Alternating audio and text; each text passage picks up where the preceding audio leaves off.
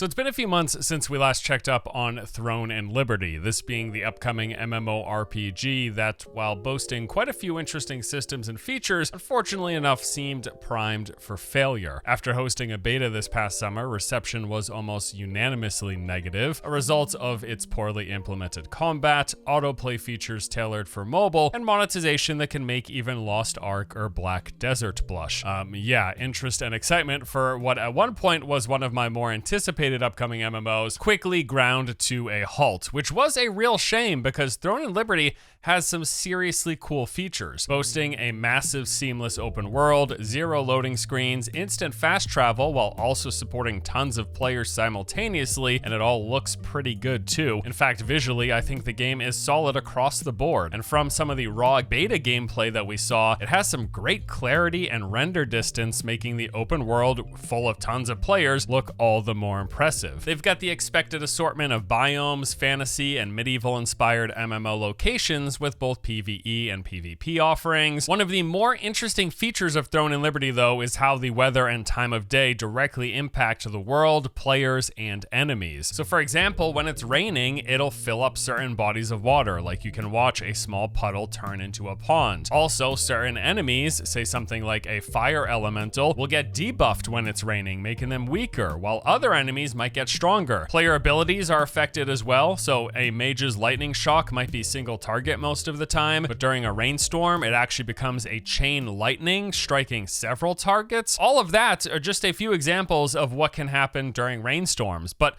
the same is true for time of day. So for example, there will be certain enemies who only show up when the sun is down, like skeletons or zombies or ghosts. Or there are dungeons that will only open when the moonlight hits it. And then beyond all of that, there are a few other really neat things about Throne and Liberty that include these world events where players and guilds compete to do whatever the objective is. To go along with its big, seamless, massive open world, there's tons of traversal features. And it also features a classless system where character abilities are based on what weapons you use and which skills you pick from those weapons. And that is just a list of some of what is neat and looks really cool about Throne and Liberty. However, as I just said, a beta test took place this summer and reception was not good. Not because any of that stuff that I just talked about isn't cool, because it is, but there were some other major glaring issues that bogged down the entire thing. For starters, combat felt bad, which is a pretty big deal considering it's what you spent a majority of your time doing. What was originally described as this hybrid action combat system turned out to be one of the worst implementations of tab targeting we've seen in a long while. Heavily rooted with no auto attacks and almost 0 movement skills made the combat feel incredibly static and uninteresting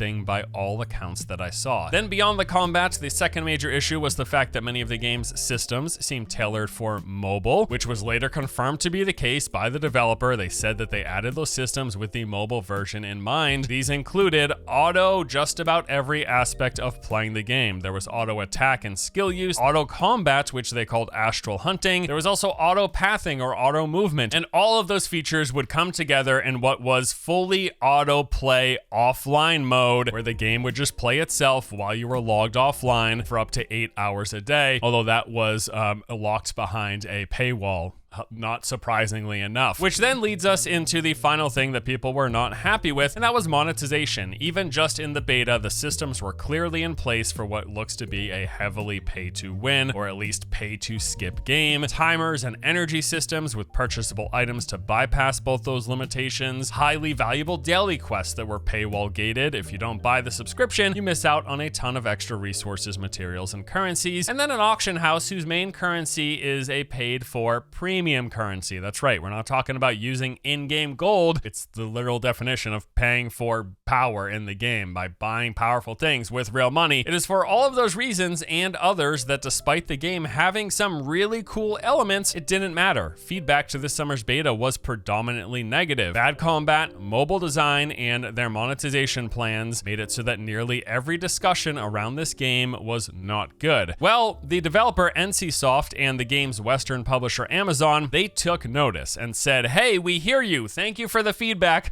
We're going to make changes. Now, shortly after, they announced a global release would be delayed from what was planned for this October until sometime in 2024. In the meantime, between that delay and the new launch, they would be addressing all major issues raised by the community. They promised that they would be fixing combat, removing most, if not all, of the mobile design, and maybe they'd take a look at monetization to make it not garbage. Maybe. We'll see. All of this info was revealed during NCSoft's quarterly earnings call, which took place in August. This was basically them trying to stave off investor concerns, but at that point, all of the fixes that they were promising were just that, promises. They were just words that they were saying. We hadn't actually seen any of it in action. Well, as of today, that has changed. In the months since our last video, we have seen improvements to nearly every gameplay and system concern that Throne and Liberty had. Showcases from the developer, new gameplay videos, and hands-on impressions from people who actually got to try these updates in action say that things have turned around. Gosh darn it, have they done it?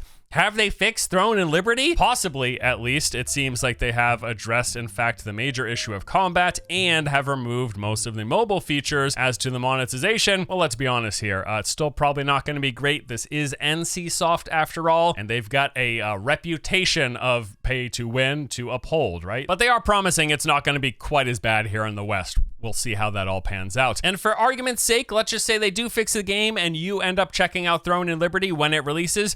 You might be interested in the sponsor of today's video, LG's latest Ultra Gear OLED gaming monitor, or the 45GR95QE. This is a massive monitor at 45 inches with a wide 21:9 aspect ratio and a curved screen. It is big, all-encompassing even, which is great for adding immersion to any MMO, such as Throne and Liberty. After using a widescreen myself, I cannot see going back to the standard 16:9 ratio. The extra screen real estate just does so much for making a play session feel more engrossing and immersive. I have loved it. Now, the many list of this monitor's features include being the world's first 240Hz OLED gaming monitor with a 0.03 ms GTG response time. It's got an OLED display with self-lit pixels, making for great color quality, and an anti-glare low refraction screen that is very thin thanks to being OLED. And it just so happens to turn out you can get this monitor or any of their 4 other models available in a range of sizes for a nice discount thanks to their Black Friday sale. This will be running from November 23rd through to the 27th at select retailers such as Best Buy and Amazon, and the sale will continue even longer, lasting until December 3rd over at LG.com. If you'd like to learn more and check out LG's gaming monitors for yourself, go ahead and use my link in the video description below. But now let's get back into Throne and Liberty. As mentioned, we have seen a lot of improvements for the game over these past few months, and let's just take a look at what exactly they have done. For starters, yes, they are fixing the game. It appears like they've addressed many of the biggest concerns and points of feedback from the beta. Combat, for one, is no longer completely 100% static. I can't believe it, but they've changed it to make it fluid and just more like a modern day tab target system. They have added auto attacks you can do on the move and changed it so that most abilities now have some built-in movement to them. So that situation during the beta where players would have to stand literally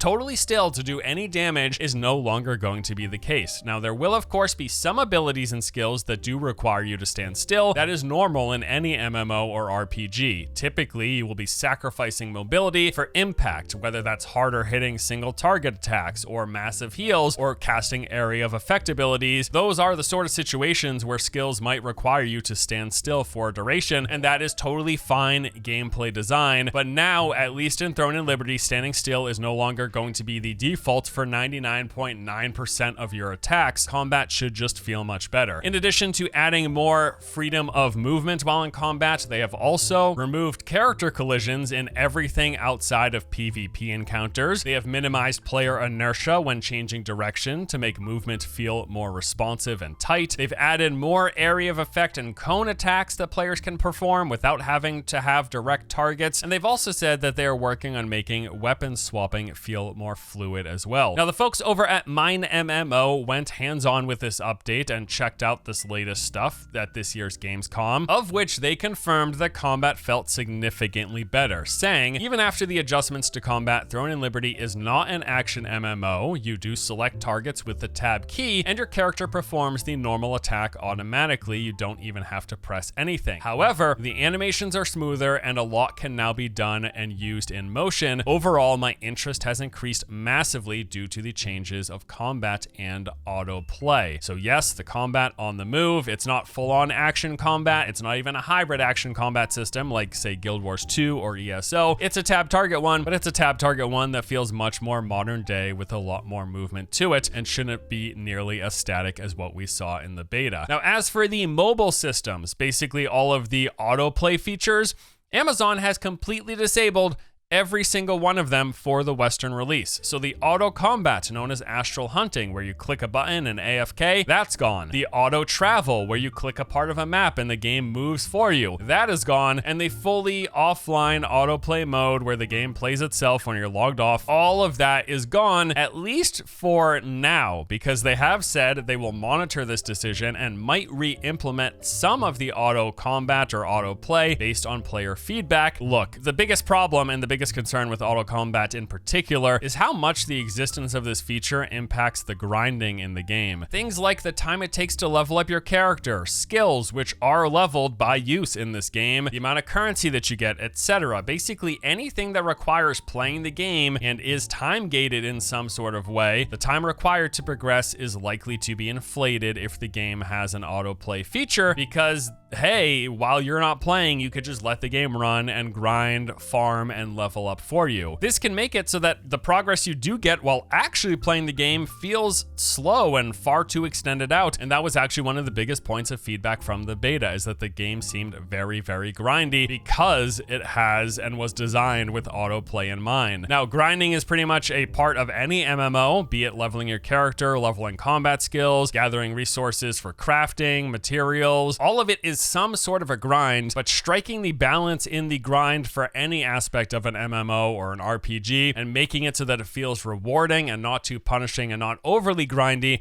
that is vital. And the presence of auto anything can really mess that up. I'm really not so concerned about auto travel. If you want to let us click on the map and have our characters auto path to a destination, that is fine. But I think auto combat really can really hurt the feeling of progression when you're not using auto combat, and it can put a lot of pressure on players to use auto combat and keep their computers running 24/7 as a result. And I'll say personally, I just really dislike when games have this feature for that reason. Now on to monetization. Now this one is a little tricky. Amazon has stated that there will be no pay to win in the global version of Throne and Liberty. The problem is that everyone has a different standard and definition of what qualifies as pay to win. At the very least, we do know, and they have said, that they won't be selling the token that unlocks that 8 hours of offline auto grinding every day. And as I just mentioned, at least for now, they've removed any of those autoplay features. But what about the rest of the cash shop? Well, it doesn't look exactly great here. In a recent showcase for the game, it was revealed that the basic player auction house, where you buy and sell items with others, one of its forms of currency is the premium currency. Yes, the one that costs real world money in order to buy, that can be used in the player auction house. And another thing to keep in mind is that Throne and Liberty does feature a gear upgrade system where you start with a base piece of gear and then you rank it up, going +1, +2, +3, +4, all the way up to +12. It goes higher and higher and it gets stronger and stronger along the way. But also, the higher you get, the more likely that piece of gear upgrade is to fail. And you betcha, they are almost certainly going to be selling the items required to reduce that fail chance, just like it's done in Lost Ark, just like it was done in ArcAge and Black Desert Online. Pretty much every game that has gear tier upgrade systems like this will sell either the resources to make those upgrades or special items that reduce the chances to fail as you get into those higher tiers. It's pretty much guaranteed and expected that that will be here in this game as well. Although we have at least learned that for Throne and Liberty, failed upgrades won't break or degrade your gear, so that's nice, I suppose. On the plus side as well, it was revealed that the game will not feature any loot boxes or gacha mechanics, and instead will be focused on selling battle pass subscriptions, cosmetics, and auction house transactions, as we just mentioned. Although this doesn't rule out that there could be some pay to win and pay to skip features, especially with whatever's tied into the auction house. No gacha is nice, but we do know as well that they're going to be selling pets that auto loot for you, which likely is going to be something you want as it was in Black Desert Online. Looting manually, clicking on every single character was a pain. They don't have area automatic auto loot like say they do in World of Warcraft or a lot of MMOs, but they will sell pets that will do the auto looting for you. These can be purchased for real money. Likely there will be some unlockable in the game. We'll have to see where they fall in terms of how good those pets are, how many of them you can acquire, how effective they are. Are the paid pets better looting?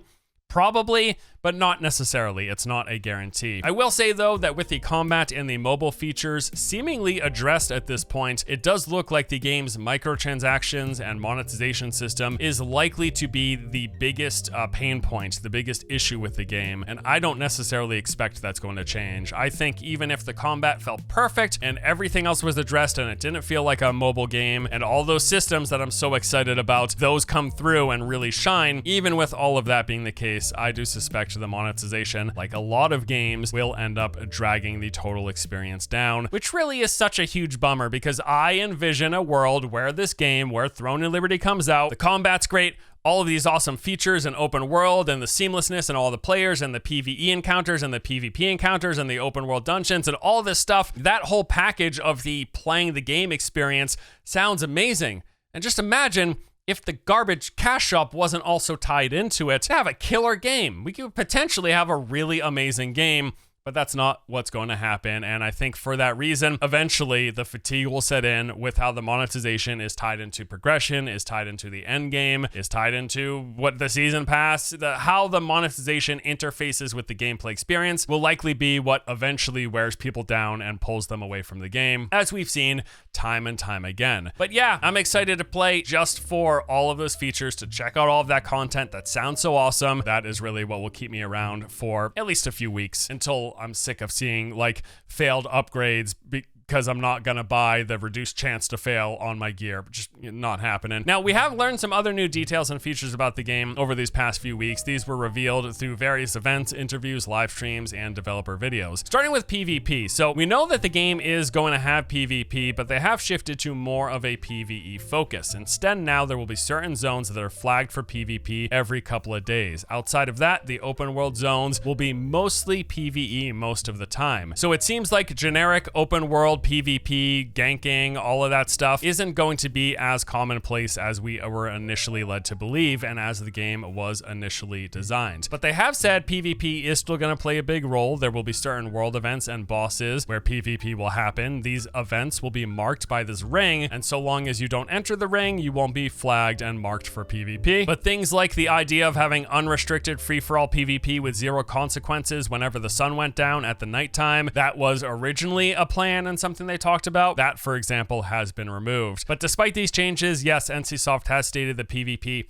is still a big focus. There will still be a ton of PvP content, both small and large scale. It's just less all-encompassing and more clearly indicated, so people who want to avoid it will be able to avoid it. We got some info on progression, specifically as a result of them moving all of those autoplay features. They made a lot of changes to how progression works in the game. These include significantly reducing the amount of experience required to level up, significantly increasing the experience rewards for major activities, events, and quests, adding more non-grinding missions, reducing the amount of time it takes to level up, reducing the resources and materials required for crafting and enhancing equipment, and adding more group-focused content such as dungeons that require people to actually be playing the game instead of just mindlessly grinding in the open field. And as discussed in that autoplay section, this is exactly what I was talking about. Because they had autoplay grinding, which meant auto leveling up and auto getting resources and farming currencies, they added extra buffer to all of the systems, requiring more resources for crafting, requiring more experience for leveling, requiring more currency to purchase things. They've toned all of that down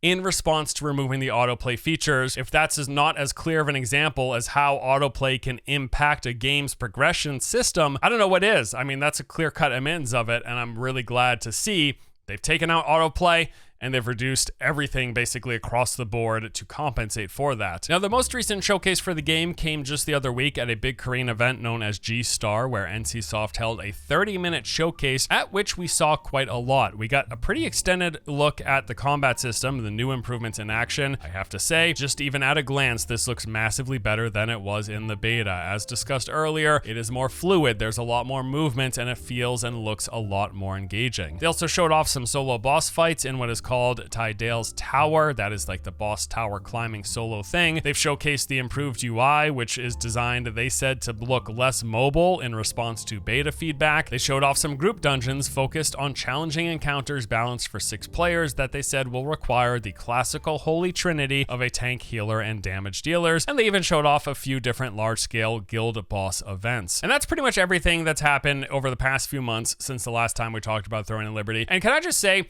how relieved I am to hear that these changes have been implemented so quickly, and at least based on some early hands-on impression, they actually have been done pretty well. Now, we're going to be finding out pretty soon exactly how well this stuff was executed, because the Korean version of Throne and Liberty is launching in just a few weeks, but only in Korea. As of now, the Western release is planned for sometime in early 2024, but no specific window or date has been revealed. There's a good chance, I think, that we get further details next month at the Game Awards, as this does tend to be where we see a lot of developers and publishers come out with big announcements. And since they are planning early 2024, I wouldn't be surprised if Amazon has a more specific window in mind. That almost doesn't matter, because yes, once the Korean version launches, you are going to be seeing gameplay, you are going to be getting feedback and reactions, which is everything that we were basing our impression on this game originally, because it was a Korean beta test that took place that didn't have an NDA. It's really, we're just like 2-3 weeks away from actually knowing how Throne and Liberty turned out. Again, the most important things to me are that the combat is a lot better, and the removal of those mobile features of all of that auto stuff, and then the rebalancing of the progression that comes as a result of that.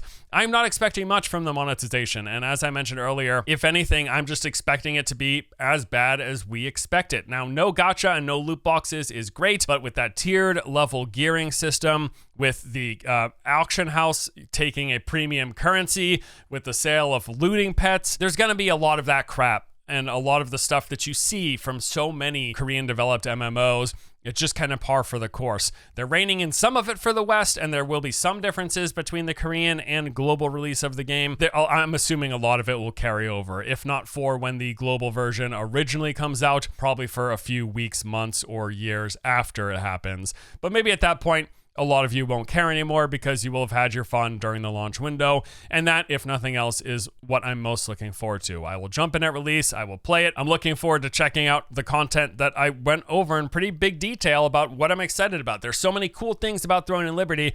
It will almost certainly be bogged down by the cash shop. I'll just ignore that and stop playing once it becomes a major problem. That is my current plan. It's too bad that we don't live in the world where that isn't an issue, and we could just be excited about this game without any caveats, but that's just not the reality, if I'm being perfectly honest. But that's going to do it for this update. Thank you for watching. All in all, I'm excited to play Throne and Liberty, at least for a little while. Let me know what you guys think. Comment below, helps engagement, and yeah, let me know. Thanks. All right, I'll see you guys next time. Take it easy.